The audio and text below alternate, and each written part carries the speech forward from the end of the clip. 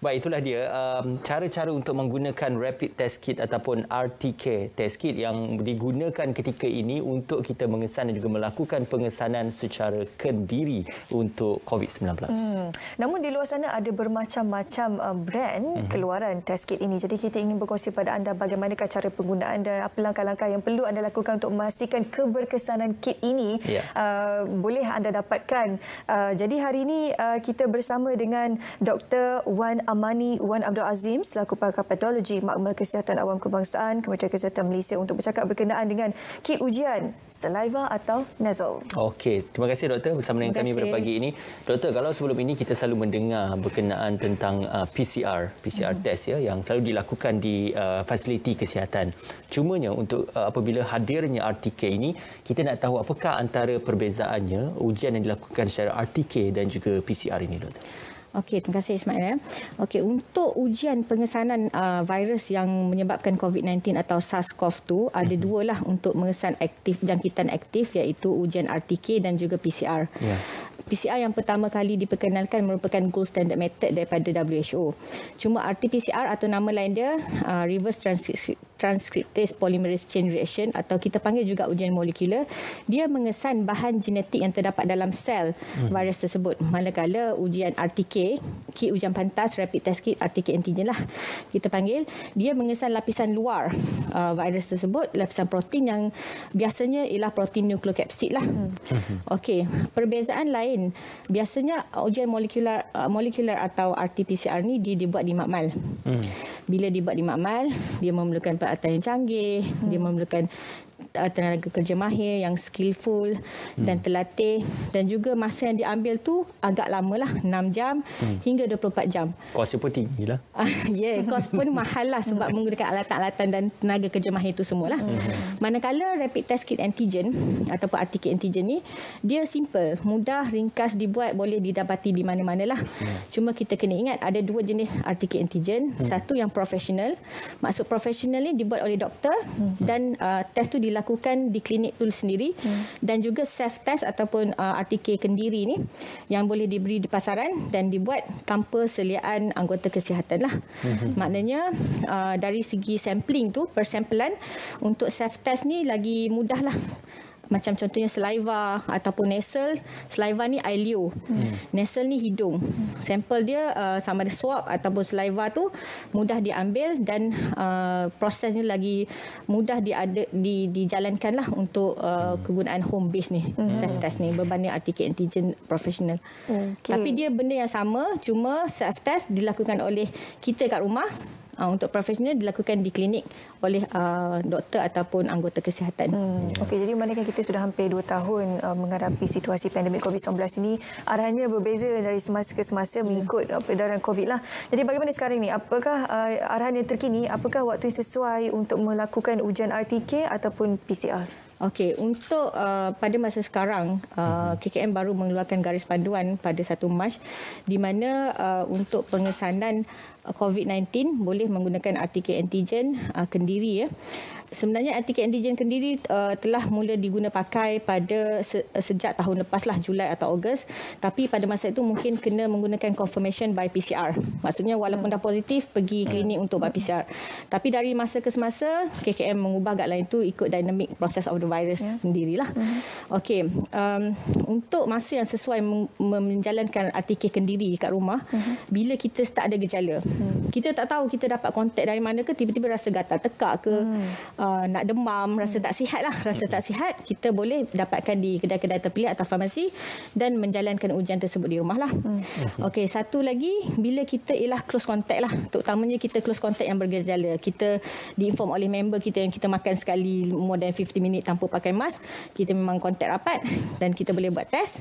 Dan satu lagi, bila kita nak menjalankan aktiviti macam perhimpunan bersama keluarga, terutamanya kalau nak balik kampung, contohnya jumpa parents kita ada penyakit kronik ataupun jangkitan kurang daya tahan penyakit lah atau immunocompromise. Pada waktu itu better kita buat RTK dulu lah sebelum menjalankan aktiviti tersebut. Manakala terdapat juga beberapa sektor lah, macam sektor pendidikan atau pekerjaan yang dia memang buat saringan berkala lah guna RTK sendiri. Doktor, kita sedia maklum banyak penawaran produk ataupun jenama di pasaran. Ada jenama yang menawarkan untuk test menggunakan persempelan hidung, ada yang menggunakan persempelan mulut ataupun tekak. Jadi bagaimana kita nak membezakan apakah jenama-jenama ini membawa kepada efisiensi ataupun kadar peratusan pengesanan yang berbeza untuk setiap jenama dan setiap cara itu? Okey, betul ya. Kita ni sampai sekarang ni terdapat lebih 120 kalau tak silap saya self test kit yang telah diluluskan. Semua self test ni kena melalui penilaian saringan dari pihak MDA lah, Medical Device Authority, yang akan menyaring dan menilai dan hantar ke makmal-makmal tertentu untuk menilai kit berkenaan.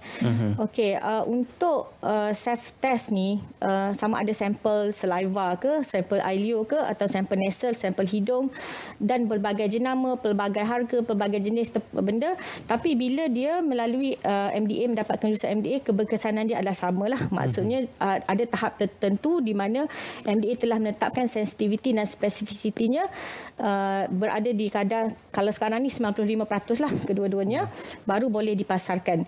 Sebab itu penting untuk para pengguna tahu kit apa yang digunakan dan kelulusan tu ada dari MDA lah. Biasanya bila dijual di farmasi atau kedai-kedai terpilih tu ialah kit yang diluluskan oleh MDA. Okay. Ada beberapa perkongsian di media sosial yang membandingkan setiap brand RTKAG ini. Contohnya satu result ini negatif, kemudian menggunakan brand yang lain resultnya positif. Jadi apakah antara faktor yang menyumbang kepada keputusan yang berbeza apabila menggunakan ujian test kit yang berbeza?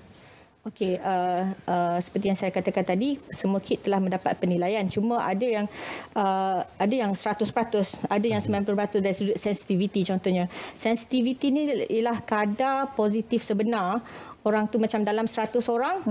Kalau guna test tu yang dijangkiti COVID, dia memang kena dapat dikesan oleh test tu sendirilah. Kalau 95% sensitivity, maknanya dalam 100 orang tu 5 orang tak dapat kesan. Oleh itu adalah limitasi kepada RTK antigen tu sendiri. Okey, antara faktor lain juga tempoh masa yang diambil lah. Kita kena tahu waktu jangkitan tu bila dan masa sampling tu bila, sebab RTK antigen hanya boleh detect pada hari ke-3 hingga ke-7 jangkitan ataupun hari pertama hingga ke-5 simptom tu muncul lah.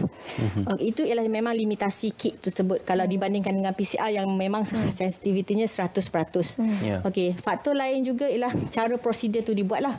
Sebab tu penting self test ni dibuat dengan betul mengikut arahan.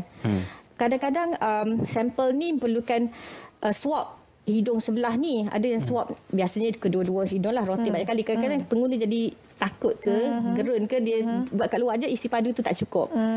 So sampel tu tak cukup, tak boleh nak kesan lah.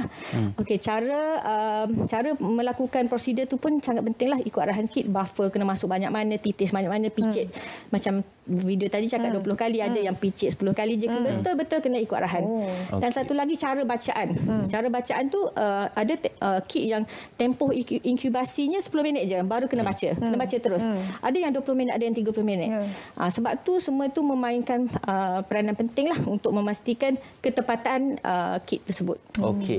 Kalau kita lihat kepada indikator kit tersebut, dia ada C dan juga T. Untuk kita membaca dan untuk kita mendapatkan pemahaman apakah kita berada dalam situasi positif ataupun negatif ataupun situasi membimbangkan, bagaimana bacaan itu boleh untuk diterjemahkan dan juga boleh untuk diketahui dengan lebih lanjut. Okay. Bila kita lakukan prosedur tersebut, kita kena pastikan garisan, kita tunggulah dia punya tempoh inkubasi lah 10 minit ke 20 minit, dan pastikan garisan di C tu wajib naik lah. Di T tu tak apa dulu, yang C tu wajib naik. Sebab kalau C ni macam kita kata internal control quality lah, kualiti dalaman untuk kit tersebut. Sekiranya C control tu tak naik, kita kena repeat test, dia tak sah, tak valid kit tu, sama ada prosedur kita tak betul ataupun kit tu memang problem. Okey, kalau T tu pula, kalau dah sama-sama fin line pun naik tu, kita boleh kata kita positif lah. Kalau kita bergejala ke memang close contact, kita memang suspect clear terus untuk sahkan walaupun fin memang positif. Biasanya macam tu lah. Tapi kalau kita rasa tak sure ke apa, kita boleh lah nak repeat dengan PCR. Biasanya boleh cash dengan PCR lah.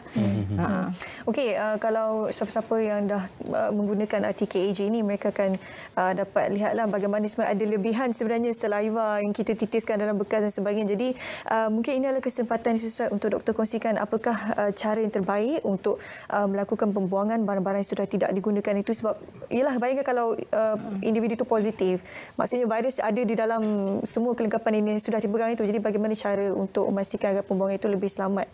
Okey, selepas prosedur dilakukan, pastikan setiap kit tu biasanya akan diberi biohazard plastik bag lah, plastik kecil yang boleh seal. So masukkan semua yang kita punya sampel yang lele ke apa tu, masuk dalam tu dan seal kemas-kemas dan buang dalam tong sampah macam biasa.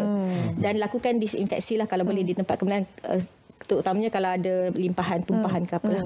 Ya, doktor, juga berkaitan tentang proses seterusnya kalau kita mendapat keputusan daripada RTK itu sama ada positif ataupun negatif dan juga hubung kaitnya dengan aplikasi MySejahtera. Okey, semua test yang kita lakukan sama ada invalid ke positif atau negatif, pastikan kita kena masukkan dalam aplikasi MySejahtera dekat COVID self test tu. Kat situ boleh tekan klik dan seterusnya dia akan tanya beberapa soalan dan kita kena update kat situ sebab penting untuk data kita tahu berapa jumlah semua test dibuat, berapa yang positivity rate, semua penting di situ Dan bila kita dapat keputusan positif juga kita akan diberikan home assessment tool ataupun dan juga HSO lah untuk kita menjalani kuarantin.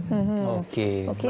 Baik, mungkin ringkas saja doktor sebab kita ada test kit juga, Malaysia dia mengeluarkan test kit yang baru ni. Jadi mungkin apa pandangan doktor berkenaan dengan test kit yang dikeluarkan oleh negara kita sendiri ni? Okey, ada juga test kit yang buatan Malaysia yang telah dilakukan penilaian dan mendapat performa yang bagus.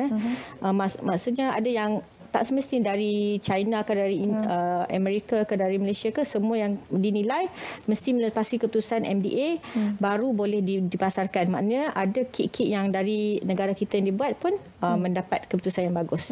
Okey, terima kasih doktor atas perkongsian bersama dengan kita pada pagi ini dan juga dapatkan ujian Kediri sekiranya anda bergejala ataupun ada kontak rapat dengan mereka yang bergejala. Terima kasih kepada Dr. Wan Amani Wan Abdul Azim yang juga merupakan pakar patologi Makmal Kesihatan Awam Kebangsaan Kementerian Kesihatan Malaysia bersama dengan kami. Terima kasih. Sama-sama. Okey.